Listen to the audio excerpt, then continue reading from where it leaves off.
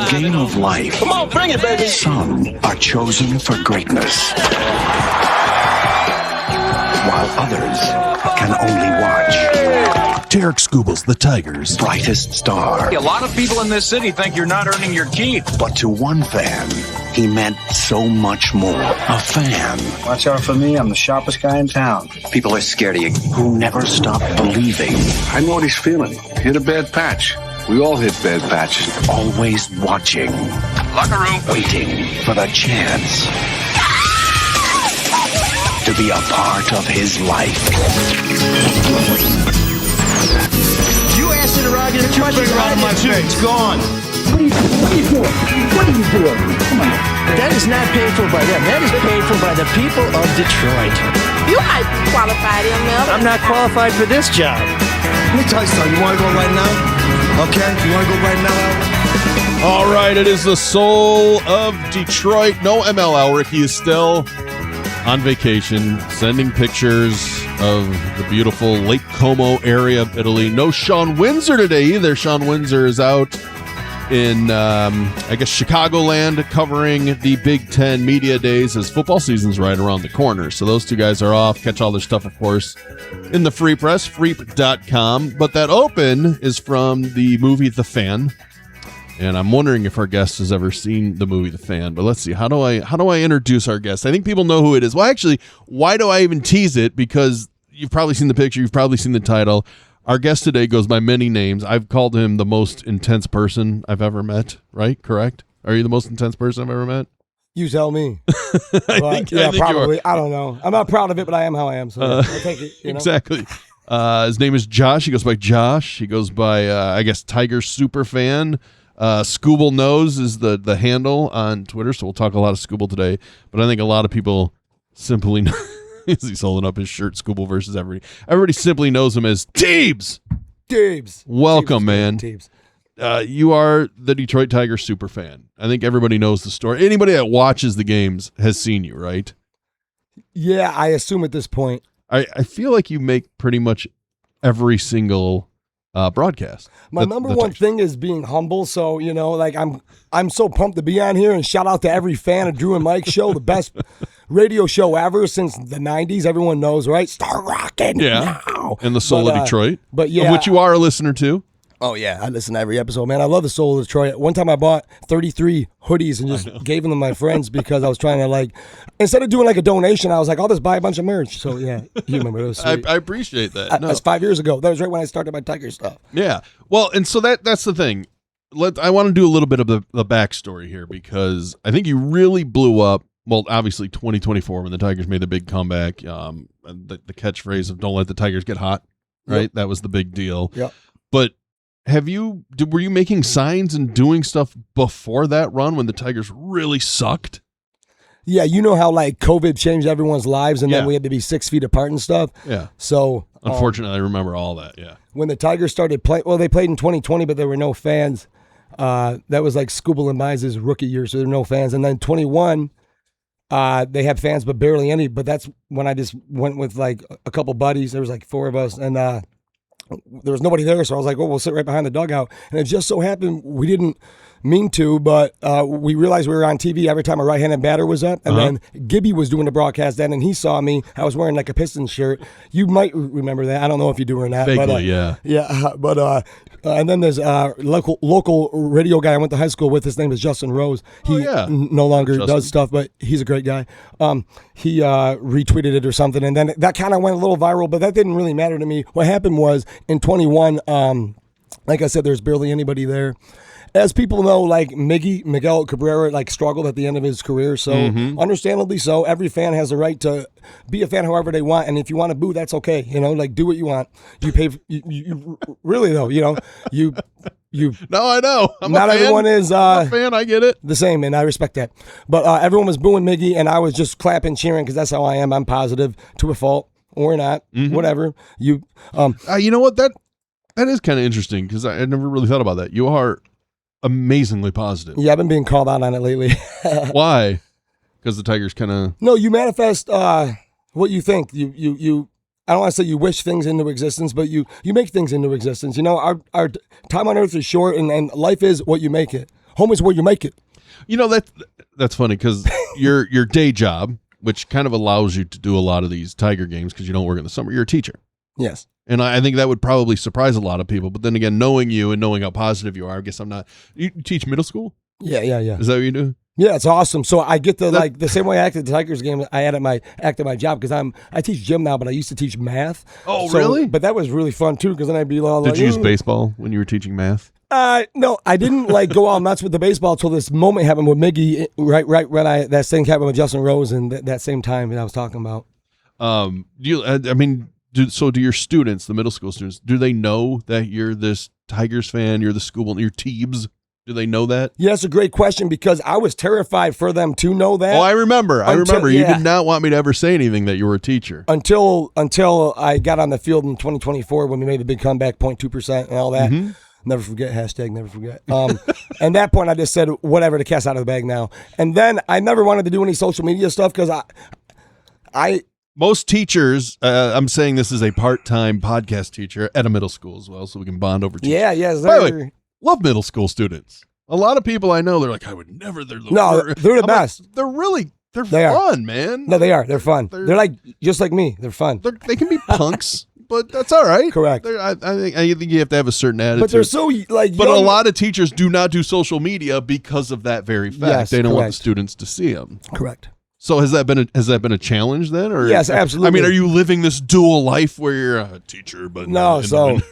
So what I do or what I do, I just always live my life knowing that like all eyes are on me at all times. So I don't take it lightly. It's an honor. I really treasure it. If I can positively influence one single human being in the entire world, let it be a kid or an adult or a player or a fan or anybody, then I am blessed for being on this earth. So, I don't take it for granted, but every kid's like that. And yeah, kids can be punks, but they're a product of their environment, and everybody's going through stuff. And they're kids. They're so young and innocent. They don't know any better. So I just always give them the benefit of the doubt. And man, it's just so awesome. It's just so fun. I used to teach math, which was very challenging, but now I teach gym, which is just fun because I can be all hype and play fun music and stuff. I mean, I don't think there ever would be, but there was never an issue with the school. I don't know about this. That first time with Gibby, actually, someone said to me, "What are you doing on the TV?" Or they're talking about but then they figured out that it was good vibes because that's what happens. Is I understand to a fan behind me, I look like I'm look at me, the circus, but that's not what I'm doing. The truth is that the players feed off the energy, and baseball is 90% mental. So I'm just trying to create good vibes, and the players tell me one-on-one, I talk to them like I'm talking to you, but actually we sit a little closer, or I stand to them and they say, "Dude, this makes way more difference than you realize or anyone realizes. So thank you so much for doing it, and please keep doing it." And then I tell them crazy stuff to hype them up that I might not want to tell you. Well, that's cryptic. Well, I don't know. It might be too much. Okay. Well, it's funny because you see a lot of people that will dress up at games. I think of college football in general. I mean, they want the attention, right? But yours tends to be more towards the crowd and getting the crowd pumped up. But the attention's not so bad. It's kind of cool. No, you don't care about. You don't care. You literally. Yes, it's fun. Yes, yeah. But it's goods and bads. But I don't want that. And all my life, people kind of. I've always been myself, so people always kind of just think that about me. Understandably so, because I'm so demonstrative and stuff. But all I want is the team to win, and all I want is, like you said, I know that in baseball, especially, it's specific to baseball. This is why I only do this with the Tigers. I found lightning in a bottle. It's energy. I am a Lions fan of the Lions game, but no one's like that at a baseball game. Nobody has the guts to stand up and actually just cheer because I'm annoying to people. I'm putting myself out there, but I don't care. The players are I'm telling you, it helps. Do you think people find you more annoying or endearing? Well, yeah. I mean, seriously, do you think people find you annoying, or do they like that you're there? I think the average person would find me bring that up. The backstory. A reason I bring that up is I'm trying to think of other Detroit super fans. Do you remember the Brow? I didn't know him until you didn't know him. Okay. Drew and you talked about him 2 years ago. Yeah, no, you said that. I remembered you with the Brow 2 years ago. So then I looked him up or something. Yeah, so 3 or 4 years ago you said that. So when I was a kid, I went to all the Lions games at the Silverdome with my family. Ketchup, yeah. Always had a mustard bottle. Always had a ketchup bottle. Had really bad puns that went along with it. But I remember as a kid kind of laughing at them, but in a way, I kind of liked seeing him every week. It's like, look at this. But I like chaos. I like circuses. I like people that are out there that want to be the center of attention. Like that kind of entertains me. But I know a lot of people don't. A lot of people I just want to watch the game. Yes, and I respect that. And but what do you think most? How do you think most fans view you though? I think the average fan is going to find me annoying at first, and I would like to touch upon the exact fan you just said that just is there to watch the game. I respect that, and I don't want them to have any less of a good experience because of me in any way. I want everyone to have the best time there possible. So I told you a story right when I sat down here about how Skubal was coming out of the dugout, his most recent start Friday night, and I was really excited, so I was standing up clapping for him to come out of the dugout. But all the other fans, respectfully, were just sitting down. It was okay. But he was coming out of the dugout for maybe his last start ever. So I'm standing up, and respectfully, some would say Karen, but it was a guy. At first, seemed Karen.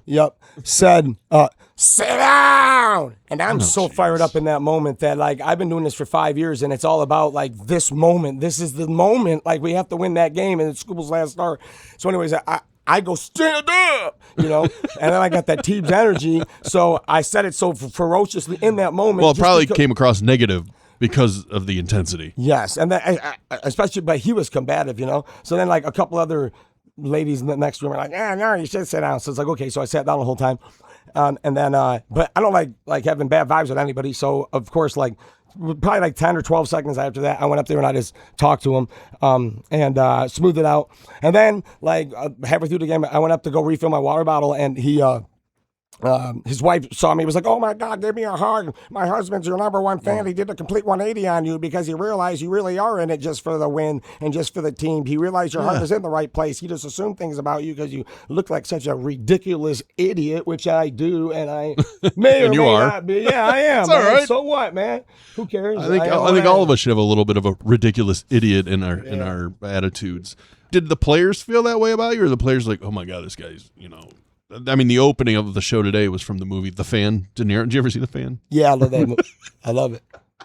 You're not the De Niro in that? No. He was a very negative fan. You're a very positive fan. That's one of my favorite movies. Of course it is. How do the players view you? I mean, you've hung out with Skubal. They invited you. Everyone knows that story. They invited you in 2024 onto the field for the team picture with your signs. You have the pumpkin seed from Skubal.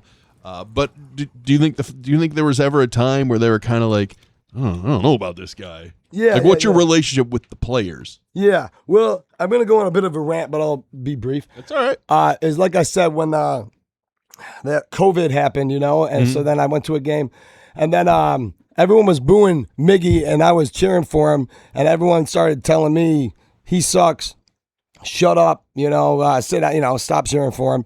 He can't even hear you, you bozo. And then Mickey was in the on-deck circle, and he was like, I don't know. He was facing the other way, and he turned all the way around. He looked at me slowly. He goes, yeah, I can hear you. It took him 7 seconds to do it because he did it even longer than that.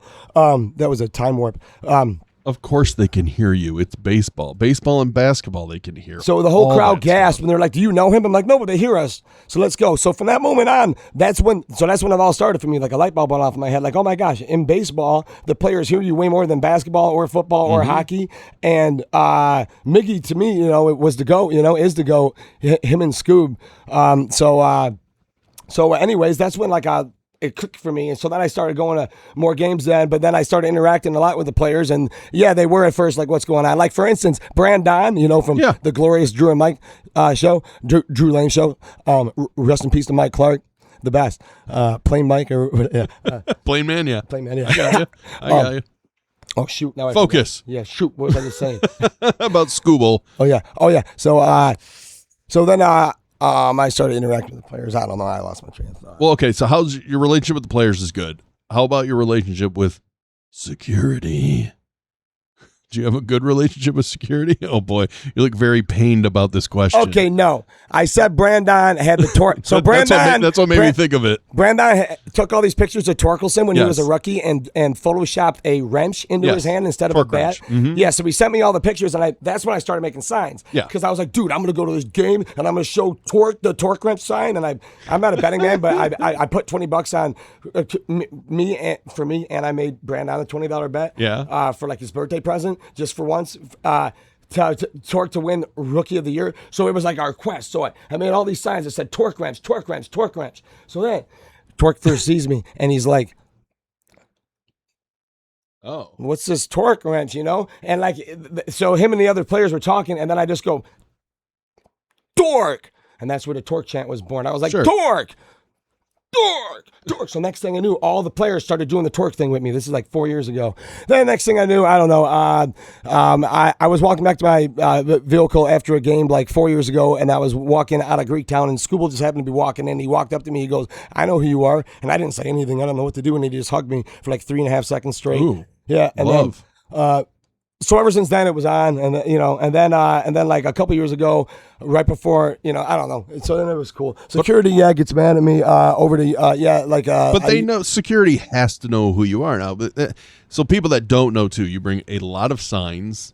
You dress up like the Michelin Man because you put the shirts, the jerseys in batting order, correct? So you can take them off one by one. Which by the way, everything's strategy. Very ingenious idea. Like I think it's kind of funny. I figured out the more you put in, the more you get out. So I'm just all in for this season is what I'm doing. So I got everything. Everything is down to the T. But do you have run-ins with security now? I mean, you talked about that Caron who said wanted you to sit down. I mean, people might complain to security about Correct. You. Yeah. Or do they know who you are now? This year I've had one instance. It was June 10th, and someone said I should.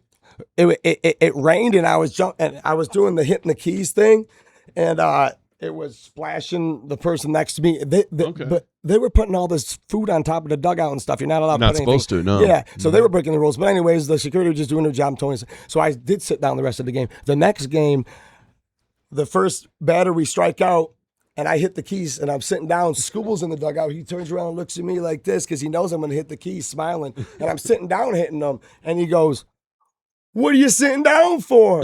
And I go, some Karen told me to sit down last night, so I'm trying to be on my good behavior. Skubal just goes. The next game I go to, Skubal told everyone in the dugout, all the players and coaches, the story. So every single player, individually, within the first 2 innings of the game, every single one, including like Framber Valdez, who doesn't like interact with people like that.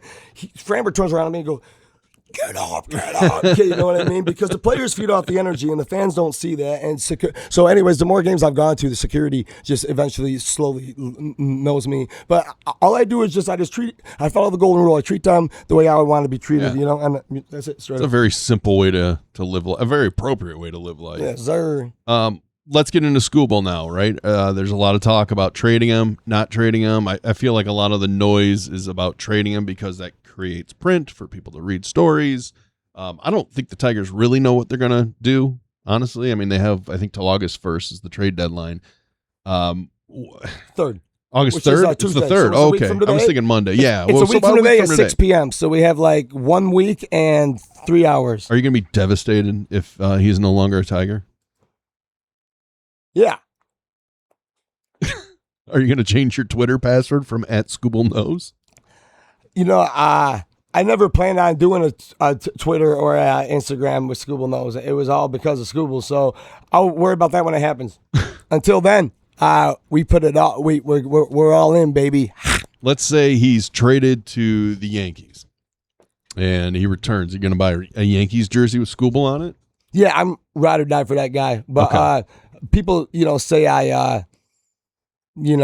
there's a word some people said on Reddit called parasocial, where it's like where people think they're think that they're part of something, but they're not. Yes. Yeah. Uh-huh. But they don't know about what me and Skubal have been through, because when he was injured, so I started going to the games at 21, and then 22, 23, 24. He gave me these 4 years ago, these wristbands I wear every game. See, it says Jackie Robinson Day. He was like, want these things just because like they gave out, wristbands to all the players just to, but I wear them every game now, which sounds crazy. But anyways, he was injured. And so like he'd just be in the dugout chilling, like mad he's not playing. And I would be at every game talking to Mickey. You're just, and I would just like talk with Skubal like the whole game, him and Mize. Yeah. Like about stuff like music. Like Mize, like I was talking about folk music but like it's all about like, but like the bottom line is I'm always like, I know you. I swear to God, I told Skubal in 21. I said, "You're gonna get through this, and you're gonna be the best pitcher in the history of the universe." And like he looked at me, just like you're looking at me now, just like he looked at me yesterday, man. I mean, they can call it a parasocial relation. They can call it whatever they want. I mean, the fact is, you're a fan. But it's not parasocial. My point is, he cares about me. So I'm just mean people can call it whatever they want to call it. It don't matter. It comes to the territory. So I gotta have thick skin, and it is what it is, man. I'm blessed, man. So your heart doesn't want him to be traded. What does your head say? Do you think they're gonna move on from him? I have moles. I know you do. Yeah, the plan was we were gonna keep him for the rest of the year, but now we lost 3 games in a row. Mm-hmm. So now I think we got to win out before the trade deadline in order to actually keep him. But I think he could be gone any moment. Like you could have breaking news right now that he's gone. Yeah. Well, I think if it happens, it's going to come down to the wire because I'll give the Tigers 1 week. We got to win every game for 1 week, but we're just going to win 1 game at a time. I'll give the Tigers credit for this. We got this. They're playing it very close to the vest, which is only kind of helps their leverage if people think they want to keep them. So you got to put together a bigger package to get them and all that You're right. noise. They are playing it close to the vest, and they do deserve credit for that. Good job. Straight up. You're right. I don't know Skubal at all. This is just me as a fan. I just wasn't always sure he wanted to be here, and I don't know if he does want to be here. I certainly don't. This is the thing. I love when people get angry at the player or they get angry at the team. It's like, they're both doing their jobs. I wouldn't blame him for going out and testing to see how much money he can get. Like, why? What human being really wouldn't want to do that when that's their job? So I don't blame him for wanting to be a free agent when the time comes. He's union head, so I didn't know that. The way it works for the union is in baseball is totally different than any other sport. You have to have 6 or 7 years of service time, and then you reach free agency. So, anyways, their collective bargaining agreement expires November 1st. So, honestly, if I were in his shoes, I would think that if he signs a deal like now before that expires, he's kind of like doing a disservice to his fellow union members, his fellow ball players. Because he's tilting how much he's going out. Yeah, he'd be like, because it would be the big highest paid. Yeah. The narrative would be, let me get my money now, and then I'll be union head, and I really care about the rest of you. He is a ride or die guy. That's why I am so ride or die with him. So he is. So you see him as being very loyal. Players like, yes, that's why. Yeah, okay. That's why I love him. You know what I mean? That's the number one reason I love him. Well, he could simply. I mean, so this is what's tricky. He could simply just sign here for that insulting offer that the Tigers put out in the offseason. 4 years for $80 million. That's the only offer they ever put out. It's laughable. The Tigers don't seem very serious about keeping him, but they also didn't seem very serious about trading him in the offseason. So I don't really even know what they're going to do. I'd like to keep him, even though we'll get nothing for him. I'm never that kind of person that's like, we got to get prospects. Who gives a shit? I'll tell you the truth. Yeah. The truth is, the Skubal's 29, and Scott Harris, our GM, respectfully, is trying to build a younger core. So that's why they would let Skubal and Mize leave, because we already have enough starting pitching. But the problem is they don't realize how much of a leader Skubal is behind the scenes, because I stand on top of the dugout every game and I watch the way he interacts with everyone. He's better than Michael Jordan at a team. I mean, he is they've got to know that.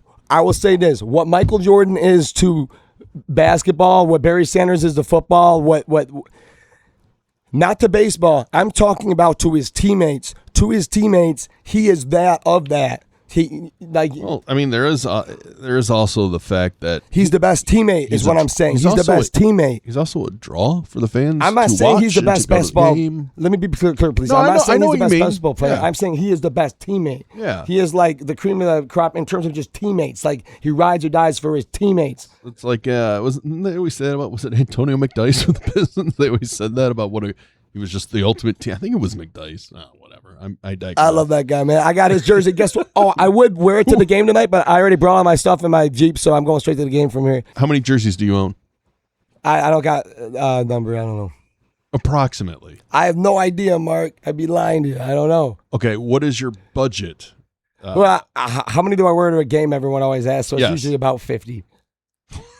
Which is a lot, I know, but it's worth it. Every single one of those. You probably own about 100, right? Ish, yeah. Ish.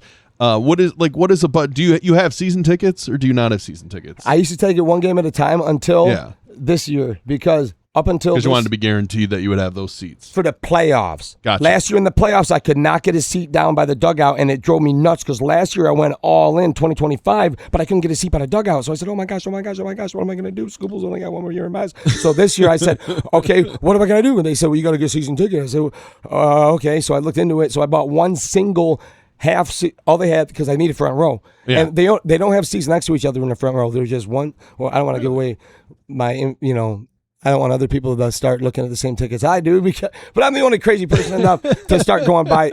I go to the games by myself now. You would hope that they. So I bought one single ticket, half season ticket for this year. So that way, if you make the playoffs this year, I'll be able to sit in the front.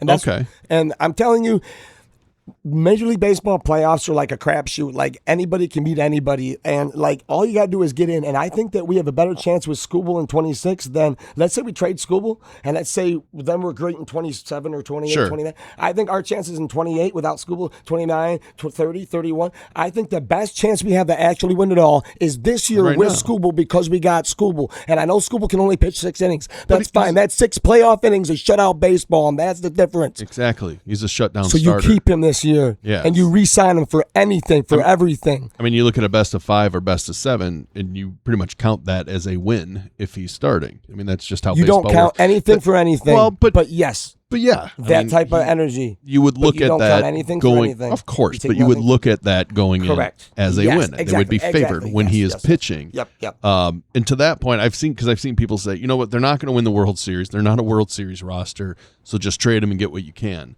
I disagree. I mean, facts have shown that you can be a wild card team and make it to the World Series and win the World Series in baseball. That's just how baseball is a weird sport in that way. And the third time's a charm. Because I've kind of ragged on the Tigers. They're 7 under 500 right now as we speak.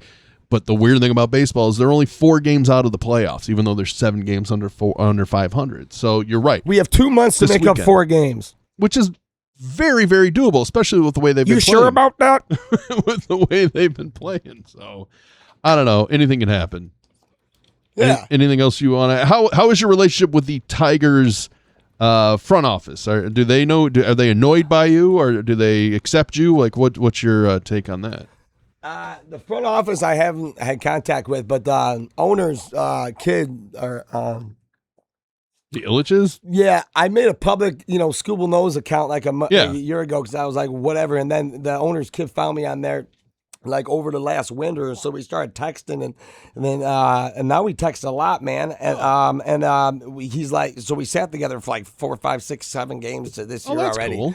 Yeah. So, and he thinks the same thing I think. He's calling me and him and this other buddy the ambassadors, or his buddy's like, oh, they might hire you as ambassador. I'm like, man, I can't keep affording to do what I'm doing, so I'm just doing it this year, I could, but I gotta get a life besides this, unless, you know what I mean? Like, I don't got a wife or kids or nothing, man, and I'm like in my 40s now, you know what I mean?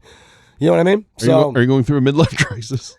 I mean, I guess you could call it that, but it's not that, no, My midlife crisis, I guess, will be after that, or I guess I hope that's not midlife. It's a 5-year midlife crisis. Yeah. Maybe a third life crisis. I guess it is a midlife crisis, though. Yeah, but I love to put it like that because I love to make fun of myself. So yeah. Well, if you're looking to maybe go to a bunch of baseball games or buy season tickets and you need money, I got a guy you should check out, Luke Nowacki. He wants to know all about your investment and retirement goals. He wants to see what Pinnacle Wealth Strategies can do to help you out. Some people say that he's got this continual, tell me more about that conversational style that leaves them satisfied beyond belief when they meet with Luke Nowacki about what to do with their money. Make your money grow, and then you can go to every Tigers games and buy 100 jerseys and wear them all and challenge Teebs as it's going on. So give Luke Nowacki a call. Oh, plus, if you want to take care of someone else's kid for 17 years just to get kicked to the curb when they graduate, well, then why not set up a college savings plan for that? It might even be useful for your own kids if you have kids someday. teams, 529 plan.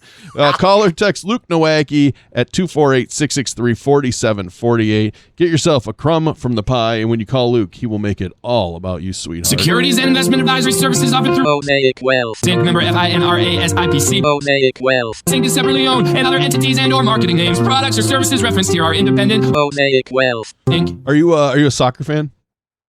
I know you're football. You are? Yeah. Really? I didn't know that. Have you been to a DCFC game? No, but it's number one on my bucket list. You got to go down there because the Northern Guard, their supporters, and they're insane. They're almost some dude was telling me about this like a couple weeks ago. Oh, they said they're all like me or whatever. They're like nuts.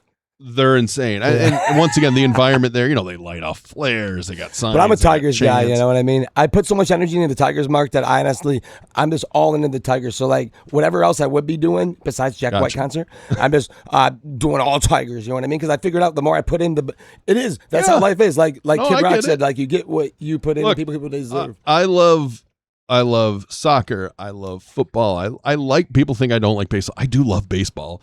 I love the NBA. I'm one of those people. I still like the NBA, but you know what? Most of my sports energy goes to following the University of Michigan because that's my team. I understand that aspect of it. But let's talk about DCFC. If you want to go see Detroit City FC, go online to debtcityfc.com. I got a special order for you. Go to the ticket page there. So debtcityfc.com/tickets. Use the promo code SOUL for a deal on tickets. Last week, they did lose to the Las Vegas Lights, who I was ragging for having a terrible nickname, the Las Vegas Lights. I don't care for that nickname. But they lost to, but Keyworth was sold out. They're building that new stadium down there that's going to be, I want to say, maybe double the size of Keyworth. This week, they're going down to Miami, Saturday, August 1st. They got a game at Pitbull Stadium, Mr. 305, Pitbull Stadium, as DCFC takes on Miami FC. But the next home game, you got to get out there, August 15th, 7 p.m., it will be Kids Night too. Kids Night at Keyworth Stadium. So check it all out. debtcityfc.com/tickets. Use promo code SOUL and get yourself a little deal. Oh man, the geeks have inherited the earth. Did I do that? What a dork. Does him wanting to play with us again mean that he's turning into a geek, or we're turning into cool guys? All right. So you were there last night at the Tigers game, right? Yeah. The squirrel thing, which is making all the rounds. It's on the morning news. And, it took like 30 groundskeeper guys to chase a squirrel down. And my first thought was, can't you just let the squirrel go? Won't he find his way out on his own? How long did it take to get rid of that stupid squirrel? I'm not a fan of squirrels, by the way. I respect your not being a fan of squirrels, but that squirrel was not stupid. It was anything but stupid. Why? Well, it actually was stupid because it was not going to leave. It would not leave. Why so it was out there for like a long time. That's what I was going to ask you. 45 minutes. Was it really out there for a long time before? Full Jackson. And then someone said we have to get rid of the squirrel. Was he impeding play? So here's what happened: is they tried to keep him in foul territory, but they couldn't. So they kept playing with him in fair territory as long as he was like in the outfield far enough away. But then he kept getting closer to like that where I sit behind the dugout, the third base line, third base. So then I was trying to wave him home like this, But then they tried to keep playing with him there. So then they kept playing with him right by the third base coach, like right where Joey Corey used to stand. Yeah. And so they kept playing with him there, but then he crossed the line. As soon as he crossed the line, they're like, oh shoot, So then they stopped for a second, but then he came back towards like the on-back circle. So they played a little bit, and then he was everywhere. Squirreling, and then they had to get all the speed. So, okay, I won't make the squirrel the geek of the week, but maybe I'll make Leody Taveras the geek of the week. The Baltimore Oriole, who decided to get involved. I'll play the video here. Decided to get involved in getting the squirrel. And what does he do? But he takes his mitt and scoops the squirrel and like literally throws the squirrel into the air. Yeah. What are you doing? Why I mean, if we're concerned about the squirrel, why are you Everyone was so mad. This is my first time seeing this since last night, man. Oh, really? Yeah. There's honestly 20 groundskeepers who are like, but that's the same. Why are they scared of the squirrel anyway? Well, I think they seen what that guy did to it. Well, if I was a squirrel, so now they know that all eyes are on him, especially because that guy threw it like an idiot. Now they were smart trying to trap it. That's what you do. You throw a tarp on it. Yeah. So they need to make a note for next time to just get a giant tarp. You need a bigger towel. Yes. Yeah. That's really what it is. Yep. Straight up. Oh, ridiculous. Well, so I guess our geek of the week today is Leody Taveras. He meant well, though. I still believe in you, Lavodi. See, stop being so positive. He's on the other team. Oh, wait. Why do you have to be positive? He was on the other team? Yeah, he was the Oriole. You're going to lose today, baby, and tomorrow. I'll see you. What does that even mean? I'm going to the game.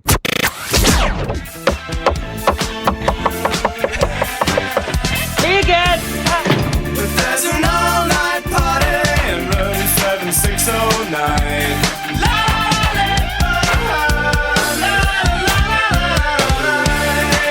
And you can dance together all night if you've got the time.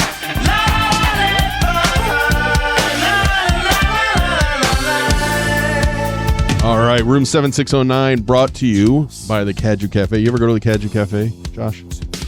Yeah, one time I think I met ML there when I bought those 33 hoodies. I think that's where it was. I need to go there, man. And I got to go to Rockin' Brews. I think I'm going to go to Rockin' Brews after this. Well, since Kaju's paying for this, let's just talk about them. No, Kaju was awesome. Yeah, the one time I did go there with ML, it was awesome because I sat outside and then we went inside and I was like amazed. I was like, this is the best place ever. Yeah, it was Kaju. You would like feather bowling.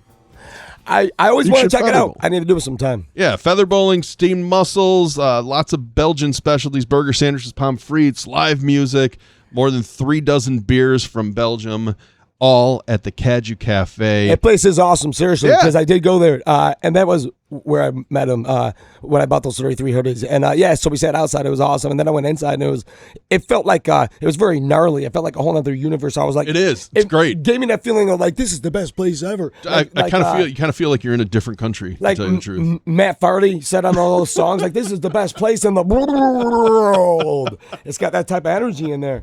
Kaju Cafe, straight up. Seriously. It's beautiful to be Belgian. Kaju Cafe. Check all their information out online. Kadieux Cafe. That's how you spell Kaju. If you're not from this area, Kadieux Kaju Cafe.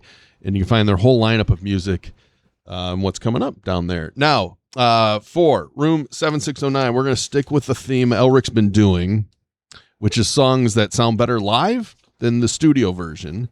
And I got a good example. And the reason Teebs is here today is because I ran into him on Saturday night at the the Jack White concert. And I said, why don't you come in on Tuesday, man? We'll have a chat. We'll talk a little Skubal. We'll talk a little baseball. And it's funny talking to you there. So many people do recognize you because they see you on TV all the time. And what do they say to you when they come up to you? Is that Q? What's the thing Drew always talk about? The Q level or Q rating? Q rating, yeah. Yeah, it's like it's super through the roof. But it won't ever be like this again because I'm only doing this for 1 year. I figured I would just go all in for 1 year. You know what I mean? I don't want you to stop. You got to keep doing it, man. Yeah, well, why not? See, man, I'm only taking 1 year at a time. You know what I mean? But I'm all in this year. Hey, if we kept Skubal, I'd do it forever as long as he was on the team. Swear to God, man. But I don't think we're gonna, man. But we could. We might. I think we have 50-50 chance to re-sign him straight up, man. But what do I know? What'd you think of the show, the Jack White show?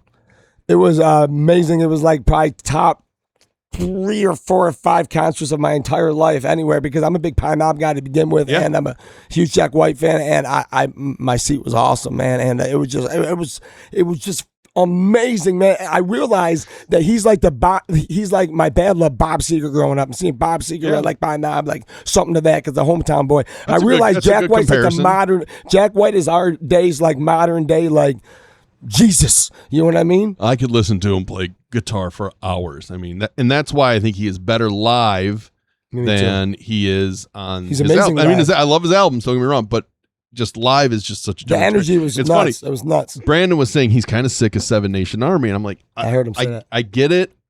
I kind of understand it, but I'm telling you, man, when you see it live, it's almost like a holy experience, right? Because the whole crowd is so into that song. Yep. It's always his closer, but I'm not going to play that one. I'm going to play a different song that I thought sounded better live than on the album. Here, this is from Saturday. This is Jack White at Pine Knob. This next song is dedicated to you, Detroit.